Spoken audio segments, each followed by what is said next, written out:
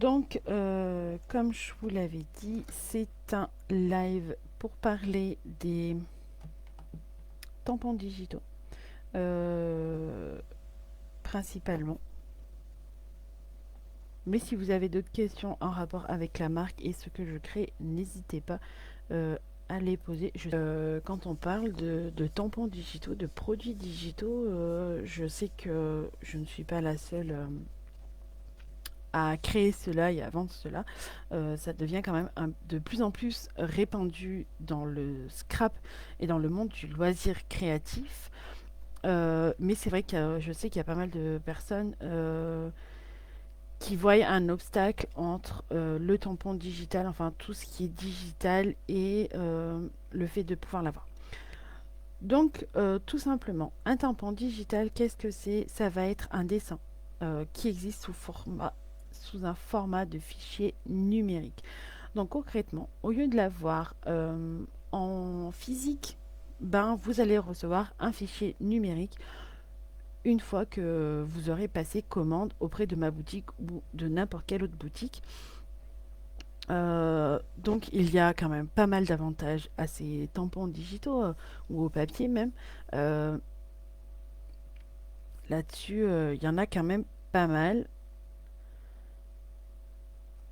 Donc en général, on passe commande, on choisit notre produit, on passe commande et dans la seconde qui suit, on reçoit notre produit sous un format d'image et qu'on peut ensuite utiliser en version digitale, sur l'ordinateur, sur la tablette ou même sur les téléphones pour ceux qui se sentent à l'aise. Après, le format téléphone, je le recommande pas tant que ça parce que les téléphones c'est petit, pour redimensionner tout ça, c'est pas ce qu'il y a de plus simple, je trouve.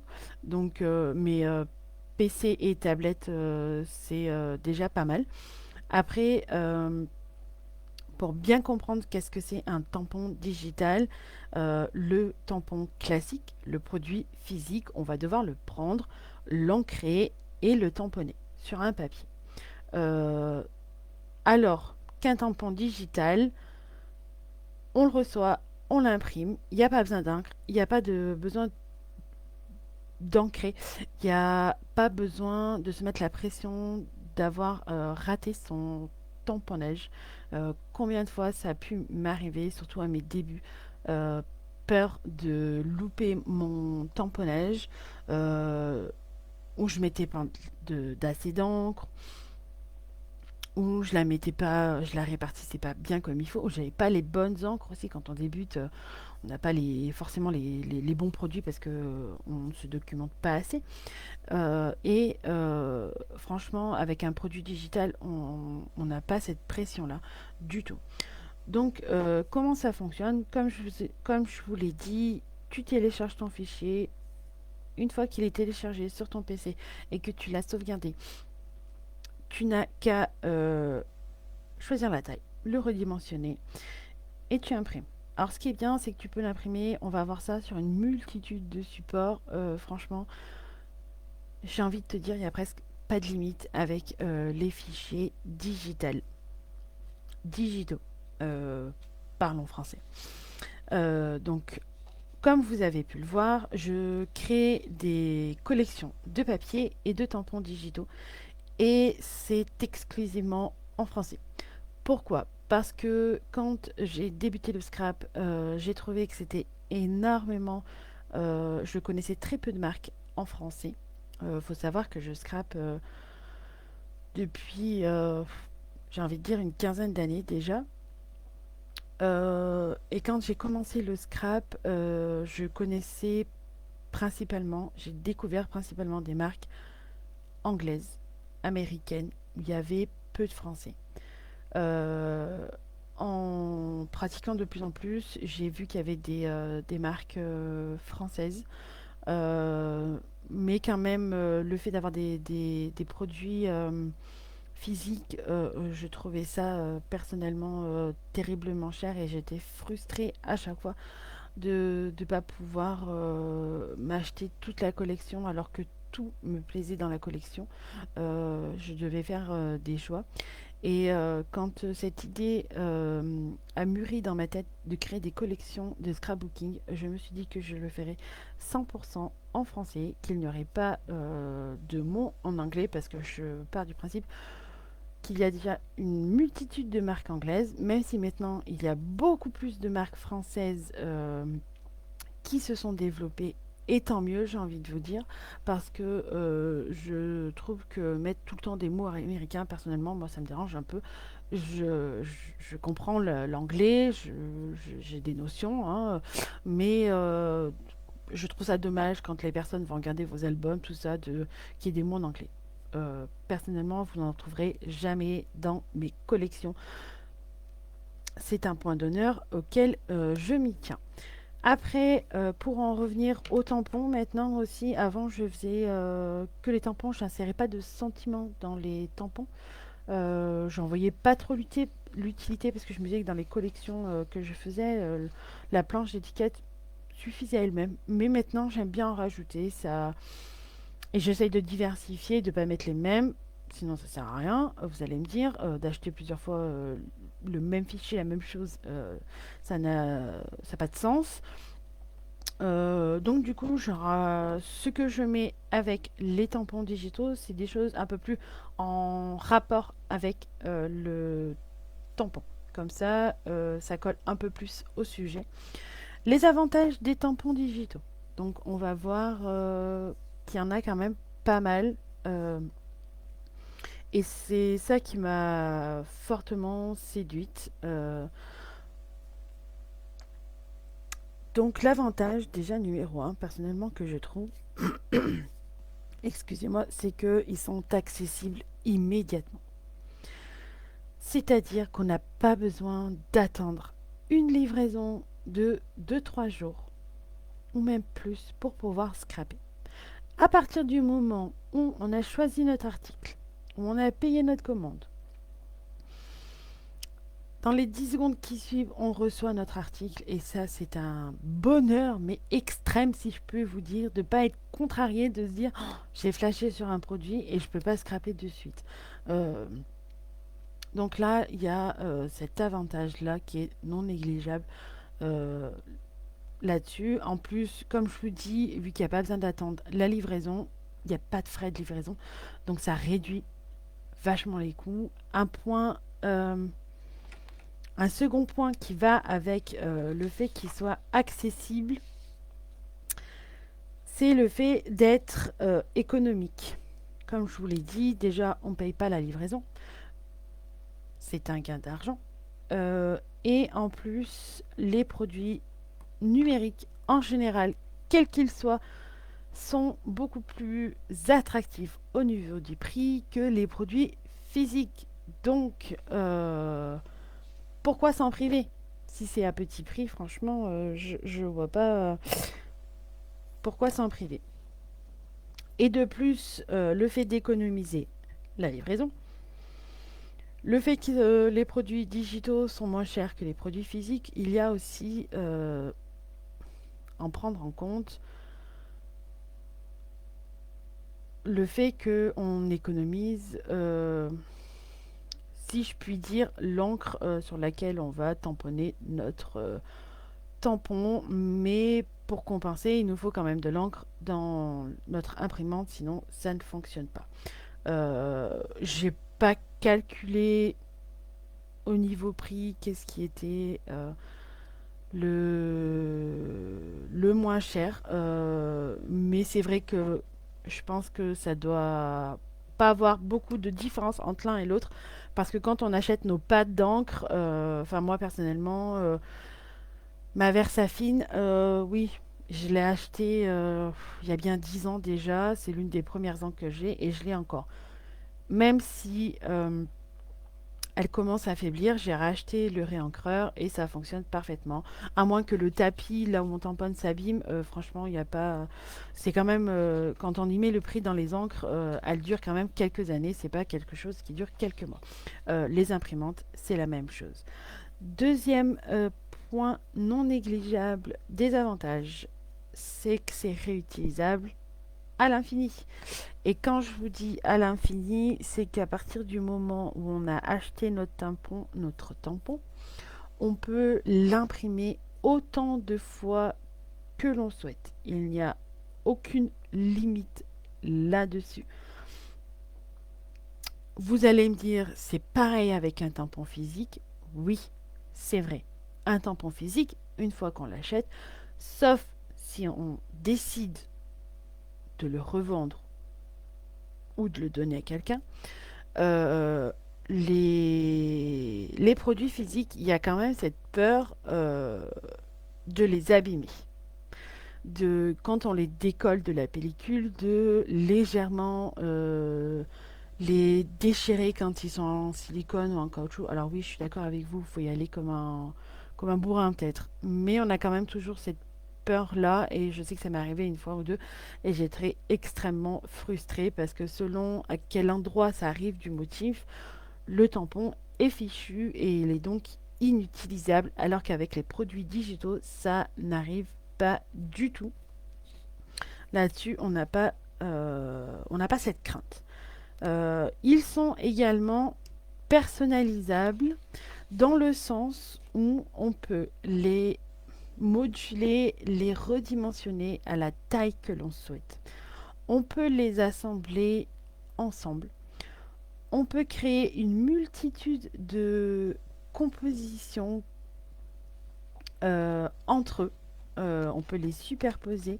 Ça fonctionne très très bien. On est vraiment libre là-dessus. On peut faire des tout petits pour créer de toutes petites étiquettes ou au contraire les imprimer au format A4 par exemple et avoir une grande carte par exemple si on veut faire une giga carte, pourquoi pas. On peut les créer, on peut les combiner pardon, entre eux et on peut se créer nos propres tampons en fait, un peu comme on ferait avec les produits physiques quand on fait la technique du masquage. C'est bien mais c'est un peu long parce que il faut tamponner une première fois sur notre papier, puis le retamponner sur notre papier de masquage, découper, poser notre papier de masquage, prendre le second tampon, puis retamponner. Alors que la version digitale, une fois que les fichiers sont ouverts, on n'a plus qu'à les superposer. C'est vrai que ça peut demander un peu de technique, mais franchement, une fois qu'on a pris le coup de main, c'est hyper facile à faire. Là-dessus, c'est vraiment un bon coup de main à prendre et ça roule tout seul. Un autre point non négligeable, c'est le fait qu'il- qu'on gagne de la place. Dans le sens où, vu que ce sont des produits digitales, dans notre scrap room, j'ai envie de vous dire, fini le bazar. On n'a plus à se casser la tête de savoir comment les ranger, comment les organiser. Euh, on est toujours en manque de place, on n'a jamais assez de place, on ne peut pas pousser les murs. Ce n'est pas tout le monde qui a une pièce ou un coin dédié au scrap.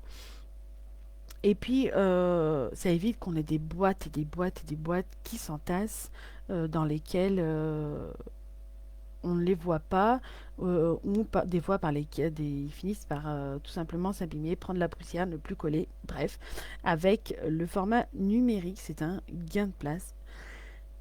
Il suffit juste de les stocker sur son ordinateur. Et moi, en général, pour avoir un côté ultra organisé, je renomme déjà les fichiers que vous achetez. Je leur donne des noms. Comme ça, vous pouvez vous retrouver beaucoup plus facilement, je trouve. Un peu comme on ferait pour nos produits physiques, je fais à peu près la même chose pour mes produits digitaux. Je trouve que c'est largement plus facile de s'y retrouver et, et le fait de leur donner un nom, de donner un nom à la planche de tampon aussi. Parce que pour moi, quand vous achetez une planche de tampon. même si elle est digitale, ça reste une planche de tampon parce que je n'en vends pas que un seul.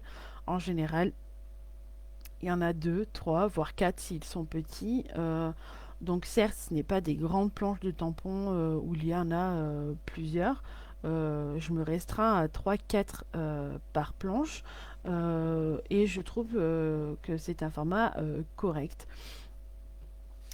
N'hésitez pas à me dire ce que vous en pensez, vous. Euh, et comme je vous l'ai dit, c'est un... Alors, le fait, on va revenir sur...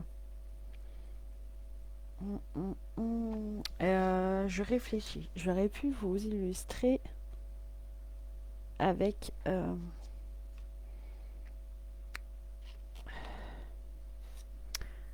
on va finir le dernier point et après je vous montrerai des exemples de tampons digitaux. J'en ai sous la main que je n'ai pas utilisés encore, qui sont en cours. Donc je vais pouvoir vous les montrer. Euh, Comme ça, vous pourrez un peu mieux voir. Donc le dernier point que je trouve qu'il faut aborder aussi, c'est que malgré que ce soit des produits digitaux, c'est quand même, je trouve, accessible à tout le monde. Même un débutant peut utiliser des tampons digitaux, il suffit de les imprimer et de les colorier. Et le coloriage, même si on n'est pas calé, j'ai envie de dire, dans la mise en couleur, on arrive tous à se débrouiller un peu à notre façon dans la mise en couleur. Ou bien, moi, je propose dans les sets de tampons la version colorisée déjà de mes tampons. Donc ça fait plus un format dice cut que tampon.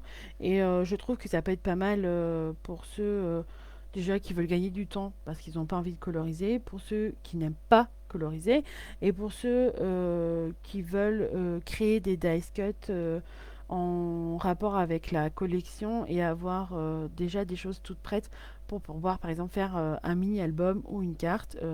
Comme ça va un point plus vite et gagne du temps.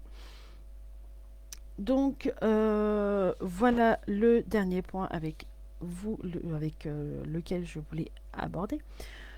Pour revenir à un point sur les formats, le fait que ce soit redimensionnable, qu'on peut les combiner, je vais vous montrer des exemples. Comme ça, vous allez bien voir. Donc, on est le 3 mai et à la base, je voulais faire ce live la semaine dernière, mais je trouvais que c'était un peu short au niveau du temps. Donc, je me suis dit que j'allais le reporter. Et du coup, en fait, j'avais préparé toutes mes découpes pour faire mon bougeot. Mais je ne l'ai pas fait parce que du coup, en fait, quand je fais mes bougeots, c'est un bon exemple de l'utilisation des tampons digitaux, surtout que j'utilise la version colorisée pour gagner un maximum de temps. Je les utilise, je les imprime sur du papier stickers, donc je gagne encore du temps pour faire mon bougeot et je vais vous montrer. Donc j'avais imprimé celui-là en grand, donc voilà. Donc je vais vous le mettre un peu plus près pour que vous voyez un peu plus les détails. Vous voyez les petits bonbons. Alors de ce côté ça sera mieux. Et pour vous dire la taille qu'il fait, je vais vous montrer mon bougeot. Donc mon bougeot, il a la taille d'un carnet au format A5. Et ben vous voyez, il prend complètement à place. J'ai fait exprès quand je l'ai redimensionné, j'ai pris mes mesures et voilà ce que ça donne. Il est complètement sur ma page. Bon, j'arrive pas à le mettre droit, mais il prend complètement ma page de bullet journal. J'aime bien le rendu. Et au contraire, donc je vais vous mettre celui-là là. je me suis réimprimé le même, mais en format plus petit, vous voyez. Alors, dans l'autre sens, c'est mieux. J'ai un problème. Là, là, là, là, là. C'est exactement les mêmes. Alors, je vais y arriver. Vous voyez de plus près les petits détails. C'est trop mignon, je trouve, quand c'est de près. Euh, la machine à bonbons avec les cœurs, c'est exactement les mêmes. Sauf qu'il y en a un en grand format et l'autre en petit format.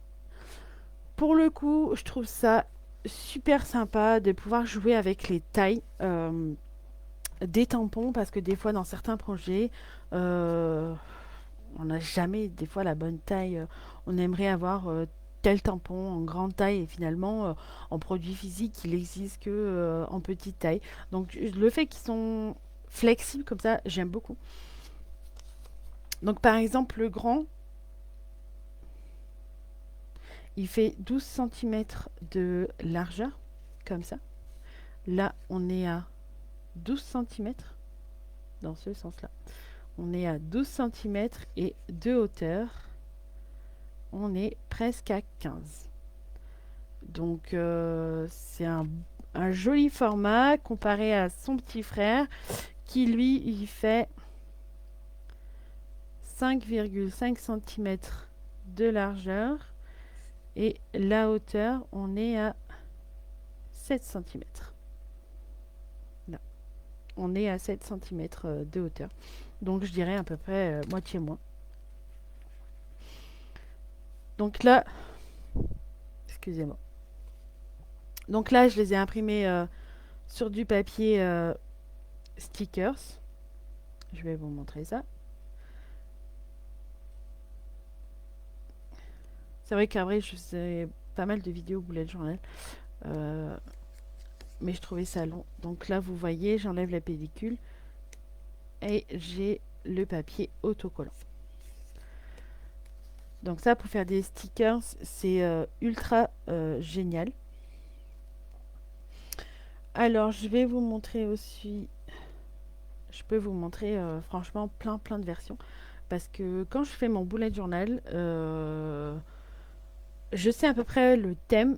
Je fais souvent la même mise en page, mais je sais jamais vraiment où disposer les choses. Donc j'aime bien les imprimer en plusieurs fois. Donc vous voyez le grand, le petit. J'ai pu faire aussi des... Alors là, je vais vous montrer celui-là parce que... Alors là, ce sera mieux. Si je mettais un papier derrière, peut-être que vous verrez mieux. Parce qu'en fait, quand je vous le propose à la vente, il n'a pas... déjà, là, il n'a pas le petit fanion. Vous voyez, j'ai réussi à mettre le petit fanion autour du bocal, du couvercle. Et j'ai également inséré des sucettes et les bonbons. Alors que dans le set de tampons que je vous propose, il me semble qu'il y a la petite étiquette. Enfin bref, il n'y a pas tout ça. Donc le fait de pouvoir jouer comme ça, les assembler ensemble, différemment, j'aime beaucoup. Regardez-moi ça. C'est vrai que ça m'a demandé un peu de travail en amont quand même, mais en général, je sauvegarde tous mes travaux digitaux que je fais. Donc chaque composition que je crée, je la sauvegarde. Comme ça, pour une prochaine fois, si je la veux, je gagne du temps encore. Donc, qu'est-ce que je peux vous montrer d'autre? Je peux vous montrer d'autres aussi. Alors, ça fonctionne vraiment sur tous les tampons. Donc là, tout ce que je vous montre, c'est imprimé sur du papier stickers pour faire mon bullet journal. Donc vous voyez, un grand, un petit bonbon. Qu'est-ce que je peux vous montrer? Les fanions aussi. Et comme vous pouvez le voir, c'est pas parce qu'on réduit la taille qu'on perd en qualité. Ça aussi, ça peut être une crainte de se dire je réduis mon tampon digitaux et je perds en qualité. Non, non, non, non, non, pas du tout. Vous réduisez juste la taille, vous réduisez pas la qualité. Je suis ultra fan. Je les ai imprimés J'ai pu faire aussi des compositions comme ça, assembler divers. C'est le même bocal, mais assemblé, juxtaposé dans des sens différents. Et vous voyez, ça me crée un tampon totalement différent, un dice cut différent. Donc, qu'est-ce que je vais pouvoir vous montrer? Je vais vous montrer aussi. Alors, là, je les ai imprimés sur du papier épais. C'est du papier Clairefontaine, multi, multimédia, mix média. Je les ai imprimés sur du papier mix média. Je les ai découpés à ma silhouette dans ce sens. J'ai beaucoup de mal, excusez-moi. Et comme vous voyez, il y a un plus grand, un plus petit. Et je suis venue les coloriser avec mes feutres Écoline. Donc les feutres Écoline, c'est des feutres aquarellables. Sauf que là, je n'ai pas cherché à aquareller. J'ai juste voulu garder le côté pastel, le côté doux des certaines couleurs que j'ai en Écoline pour pouvoir coller à la collection. Donc voilà, qu'est-ce que je peux vous montrer. Je peux vous montrer aussi des tampons que j'ai imprimés. Alors, donc, il y a les petits cœurs. Pareil, un grand, un petit. Vous voyez. Et ça, ce genre de choses, j'aime bien les imprimer en plusieurs tailles parce que j'aime bien de toujours en avoir et d'en rajouter un peu de partout. Alors, j'en ai d'autres.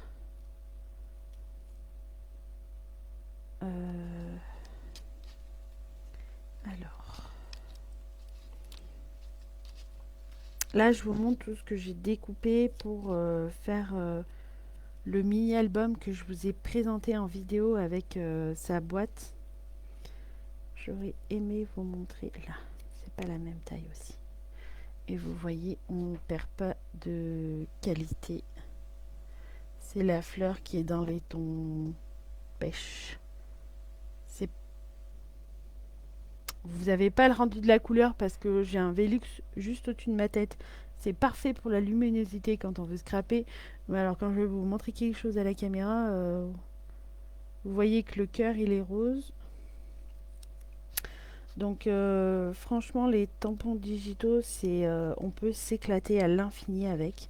Ça demande un petit peu de travail quand même euh, en amont. Mais une fois qu'on a pris le coup de main, qu'on peut les imprimer, qu'on les découpe, ça se découpe aussi bien à la main qu'avec une machine de découpe électronique Silhouette ou Cricut. Euh, personnellement, avant, je découpais tout à la main, ce genre d'étiquettes longues comme ça, ou le contour, tout ça. C'est long, mais c'est faisable comme n'importe quel autre tampon quand on tamponne un produit physique. Là, le fait que ce soit digital, quand on veut les utiliser avec les fichiers, avec le logiciel, je vais y arriver, pardon, avec le logiciel Silhouette Studio, ça fonctionne parfaitement, il n'y a aucun souci, sachez-le. Mes fichiers sont compatibles avec le logiciel Silhouette. Donc je vais vous montrer le rendu qu'on peut avoir avec sur un mini-album. Donc c'est le dernier mini-album que je vous ai filmé le tuto. Je l'ai rempli, donc il est un peu dodu. Et je vais essayer de vous montrer une page. Alors,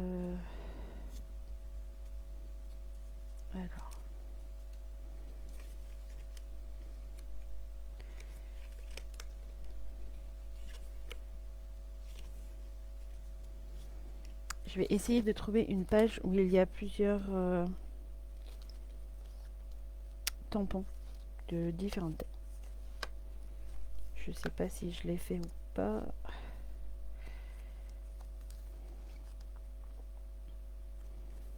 Euh,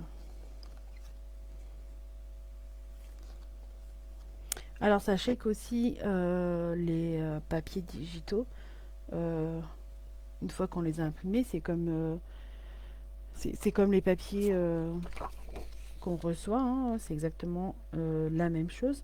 On peut les utiliser avec des dies, des matrices de découpe. Il n'y a pas de souci. On n'est pas obligé d'avoir une machine de découpe pour pouvoir faire, par exemple, ce genre de découpe. Vous voyez, je me suis découpé un espèce de petit trombone. Là, j'ai une matrice de découpe. Je n'ai pas fait ça à la silhouette, hein. Quand on a des petites chutes de papier qu'on ne sait jamais comment les utiliser, pareil, ça, c'est le genre de choses, ce petit feuillage, on peut le découper avec des matrices de découpe, ça fonctionne très très bien aussi, il n'y a pas de souci. Sachez que moi en général quand j'imprime mes papiers sur du 160-200 grammes, tout dépend de ce que je veux faire. Sachez-le. Donc je n'ai pas d'exemple à vous montrer là. Non, je n'ai pas ça à vous montrer. Bref. Hum, hum, hum. Non, je les ai pas utilisés en plusieurs tailles. Bon, c'est pas grave. En tout cas, c'est pour vous dire qu'on peut faire une multitude de choses avec les tampons digitaux. Que si vous avez la moindre question, hésitation sur ce genre de produit, n'hésitez pas à me contacter via le groupe, via les autres réseaux sociaux. Je vous répondrai avec plaisir. Sachez aussi que je pense que je vais réitérer la chose de faire d'autres lives dans les prochaines semaines. Cette semaine, c'était les tampons digitaux et il se peut que le prochain, on va plus aborder les papiers pour répondre à toutes vos questions. J'espère que ce petit live vous aura plu. Si c'est le cas, n'hésitez pas à le commenter, à me faire un petit coucou et j'en serai ravie. Bye bye!